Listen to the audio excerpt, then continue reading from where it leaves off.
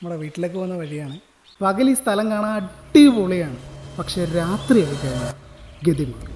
ഇരുട്ട് വീഴുമ്പോൾ മുതൽ ഈ ഗ്രാമത്തിന്റെ രൂപവും ഭാവവും ശബ്ദവും മാറുന്നു. പകൽ സൂര്യന്റെ വെളിച്ചത്തിൽ സ്വർഗം പോലെ തോന്നുന്ന ഈ സ്ഥലം ഇരുട്ട് പതിഞ്ഞാൽ ഒരു അന്യലോകമായി മാറും. ഒരു ഇലയനങ്ങുന്ന ശബ്ദം പോലും ജനങ്ങളുടെ ഹൃദയമിടിപ്പ് കൂട്ടുന്ന രാത്രികളാണ് ഇപ്പോൾ ഞങ്ങൾക്കുള്ളത്. ഒന്നോ രണ്ടോ അല്ല, കൂട്ടത്തോടെയാണ് കാട്ടാനകൾ ഈ ഗ്രാമത്തിന്റെ അതിരുകൾ കടന്ന് ഇവിടേക്ക് എത്തുന്നത്. സന്ധ്യ കഴിഞ്ഞാൽ ആർക്കും ഉറപ്പിച്ച് പറയാനാവില്ല ആന എവിടെ പ്രത്യക്ഷപ്പെടുമെന്ന്. ഇന്ന് 6ഓളം കാട്ടാനകൾ സന്ധ്യ മുതൽ ഇവിടെ തന്നെ തമ്പടിച്ചിട്ടുണ്ട്. ഒച്ചയിട്ടും പടക്കം പൊട്ടിച്ചും ധൈര്യം സംഭരിച്ചും ഞങ്ങൾ വീണ്ടും വീണ്ടും അവയെ പിന്തിരിപ്പിക്കാൻ ശ്രമിക്കുന്നു. ആദ്യ ശ്രമങ്ങൾ പലപ്പോഴും വിഫലമായാലും വീണ്ടും വീണ്ടും ശ്രമിച്ചാൽ ചില രാത്രികൾ ഞങ്ങളാണ് ജയിക്കുന്നത്. പക്ഷേ താൽക്കാലികമായി മാത്രം. ഇവിടെ നിന്നും ഇറങ്ങി കാട്ടാനകൾ പിന്നെ നീങ്ങുന്നത് കല്ലാറ്റിലേക്കാണ്. അവിടെ നിന്നും താഴേക്ക് നടന്നാൽ വടശ്ശേരിക്കര ടൗൺ. മുകളിലേക്ക് വന്നാലോ ഞങ്ങളുടെ വീടുകൾ. എങ്ങോട്ട് പോകണമെന്ന് തീരുമാനിക്കുന്നത് അവരാണ്. പല രാത്രികളും അവ കാട് കയറുന്നില്ല, ജനവാസ മേഖലയിലാണ് തമ്പടിക്കുന്നത്. ഇന്നും അങ്ങനെ തന്നെ സംഭവിച്ചു. പാതിരാത്രി വടശ്ശേരിക്കര ടൗണിൽ അമ്പലത്തിനോടടുത്തും ആനക്കൂട്ടം എത്തി. ഇങ്ങനെ തുടർന്നാൽ ഈ ഗ്രാമത്തിലെ ആളുകൾ എന്ത് വിശ്വസിച്ച് ജീവിക്കും? കാട് കയ്യേറിയത് കൊണ്ടാണ് അവ ഇറങ്ങുന്നതെന്ന് ചില പട്ടണം പുഴുക്കൾ പറയും. പക്ഷേ ഇവിടെ കാട് വേറെ, നാട് വേറെ. അതിരുകൾ വ്യക്തമായി തിരിച്ചു നിൽക്കുന്നു.